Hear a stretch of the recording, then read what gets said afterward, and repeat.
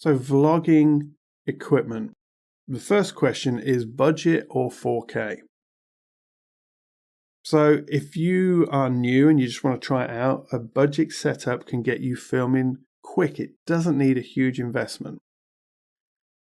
If you want to really invest in a vlogging style marketing campaign, then a 4K wireless camera setup, and I'm going to show you some budget equipment to help you achieve that, is going to give you better image quality and more flexibility. So the question you have to ask at the beginning is, do I go budget?